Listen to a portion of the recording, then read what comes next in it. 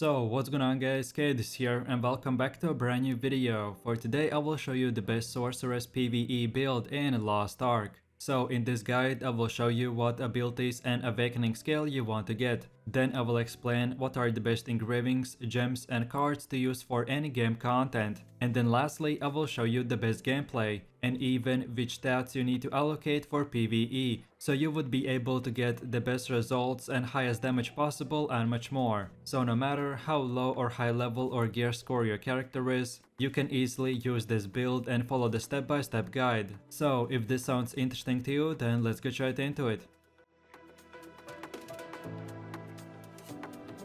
So Sorceress is one of the two starting mage classes available in Lost Ark. She specializes in dealing ranged magic damage with elements of fire, lightning and ice. This is a good class for good players as she deals very high damage at all stages of progression. She can even comfortably complete solo or group content. Then for the endgame build we will be using the Igniter engraving, which is designed around dealing maximum amount of burst damage in small windows. And then in the meanwhile we will be building up our identity meter all over again. This build will be very fun for players who want to see the highest damage numbers in Lost Ark and much more. So if you're looking for the best leveling, rating, chaos dungeon or any other PvE content build, then this is the one for you. Okay, so now let's move over to the build itself, and these are the skills you want to have. So for the first ability we have the Blaze, and we use this time just 7 levels to unlock the damage amplification and charge flame. Then for your gems you want to get the cooldown reduction gem, and then lastly for your rune you want to get the quick recharge. Then for the second ability we have the Rhyme Arrow, and we use 7 more levels to select the Enlightenment and Piercing Strike. Then for your gems you want to get both types, so one for cooldown reduction and the second one for damage increase. And then lastly for your rune you want to get the Wealth. Then for the next one we have the Esoteric Reaction skill, and we use 10 levels to unlock the Quick Preparation, Enhanced Strike and Stabilized Crystal. Then for your gems you want to get the cooldown reduction gem, and then lastly for your rune you want to get the Quick Recharge. Then for the fourth ability we have the Punishing Strike, and we use 10 more levels to select the Mind Enhancement, Electric Discharge and Magic Amplification. Then for your gems you want to get the Damage Increase gem, and then lastly for your rune you want to get the Gale Wind. Then for the next one we have the Squall ability, and this time we don't want to use any levels, so then for your gems you want to get the cooldown reduction gem, and then lastly for your rune you want to get the Rage. So then for one of the last abilities we have the Explosion, and we use 10 levels to select the Ignite, Weak Point Detection and Magic Amplification. Then for your gems you want to get the Damage Increase gem, and then lastly for your rune you want to get the Gale Wind. Then for the 7th ability we have the Frost Call,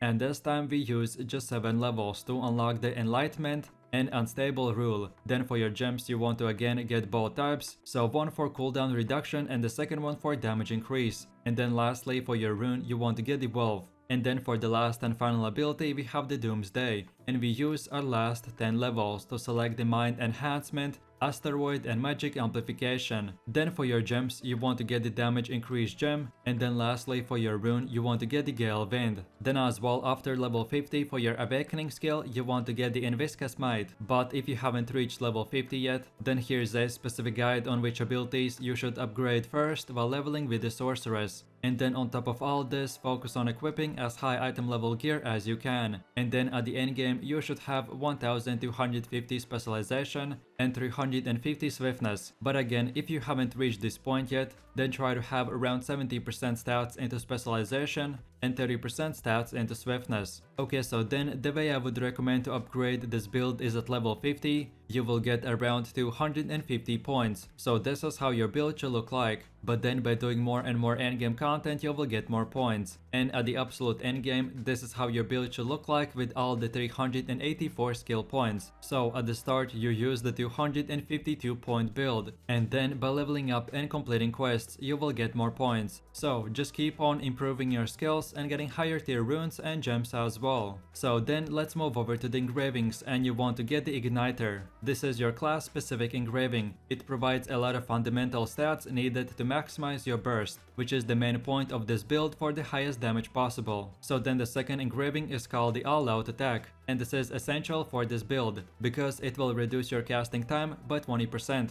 Many of the skills in this build are very slow, so anything that can speed up their cast is very useful. Then the next one is called the Hitmaster, and this is a good engraving for your overall damage increase, with no drawbacks whatsoever. Then for the fourth engraving, you want to get the Precise Dagger, and this is meant for you to get bunch of crit chance. Since all of your damage comes from the small burst windows, getting random crit numbers is very important, and the minus 12% critical damage penalty is mitigated by the build. We want to go specifically for the Precision Dagger because other engravings like the Adrenaline is extremely difficult with the long cooldowns on our build, so this is the easiest engraving to use. Then the next one is called the Grudge, and this is more advanced engraving that is recommended for tier 3 content. This Grudge is the most efficient engraving against mobs, and you will get your damage increased, but in return you will take 20% more damage. So when you get to the very endgame content, which is called tier 3, then get this engraving, and before using it, get it to at least level 2. Because at level 1 this engraving is not that efficient. And then for the last engraving we have the Cursed Doll, and this is a significant attack power increase at the cost of 25% healing penalty. This penalty can be offset by paying more attention on dodging red AoE circles and by using healing potions more often. So then in my summary, I would recommend to get the top 3 engravings first and then the bottom 3. And then last but not the least, let's move over to your cards. And you want to get the Shandy, Azena and Anana, Ninaven, Vey, Baldur and Tyrane. In general, these cards are an endgame system for maximizing your character, so you don't have to get them right away. But these specific cards will optimize your damage output in PvE even more. I did bunch of testing for this build and this was the best and most optimized card set. Okay, so then moving over to the gameplay, and if you have played this class while leveling, you will be very familiar with the skills, so I will just try to give you a short description. So then for the first ability, we have the Blaze, and this is your main skill for applying synergy. This skill has very quick cast, so if you forget to apply your Arcane Rapture while doing your DPS rotation, you can still fit the skill in before the meteor lands. Then the next two abilities called the Frost Call and Esoteric Reaction are good identity meter generating skills, so feel free to use them as much as possible for easy damage and to fill up your identity meter as fast as possible. Then the next ability is called the Doomsday, and this is your hardest hitting attack. It has a long cast time and it will have a delay after it's channeled, so you always want to use the skill at the end of your rotation and by activating your Arcane Rapture for the increased cast time. Then for one of the last abilities we have the Rhyme Arrow, and this skill generates a lot of identity meter and deals pretty good range damage. It can be as well used to cast as an animation cancel after Explosion, Doomsday or the Punching Strike abilities. Then for the next two abilities we have the Explosion and Punching Strike,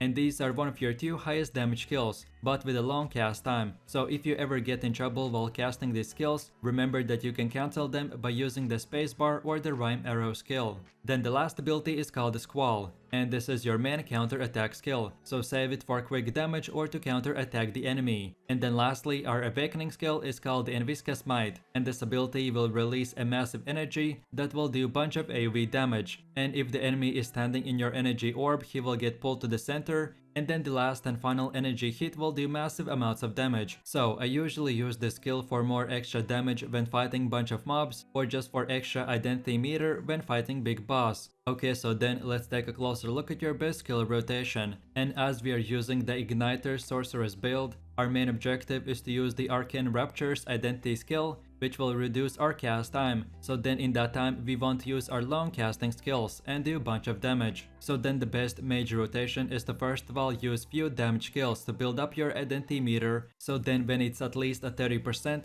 then you have your Arcane Rapture available, so then activate it, then use the Explosion, then the Punching Strike, then the Rhyme Arrow, then the Esoteric Reaction, then the Frost Call, and then lastly finish it off with the big Doomsday ability. Okay, so let's see what we did in this rotation. By first of all using the Arcane Rapture, we reduced our skill casting time, so then we use the Explosion, which will do damage, and every enemy that you will hit, they will take a bunch of burning damage for the next 5 seconds. And then from here, while our cast time reduction is active, we use our main big damage skills. So then in my last and final conclusions for this build, this Igniter Sorceress build will be doing crazy amount of damage, but if you play it right. So remember that your Arcane Rupture is extremely powerful buff that you should use as much as possible. And because of our high specialization stats, this Arcane Rupture will not only reduce our skill cast time, but as well increase our damage crit rate, increased stagger, and much more. Then for the endgame dungeons and raids, you have to build up your identity meter and then align your damage windows with your support's buffs. So with this build, try to position yourself carefully while casting all of your main damage skills, because you may get caught by a boss if you're not careful. And then lastly, the second option from our identity meter is the blink. This is a good mobility skill that might be useful as a second dodge, but since it consumes your identity meter, which is the direct source of your damage in this build, you should only use it in the life or death situations, and that's about it.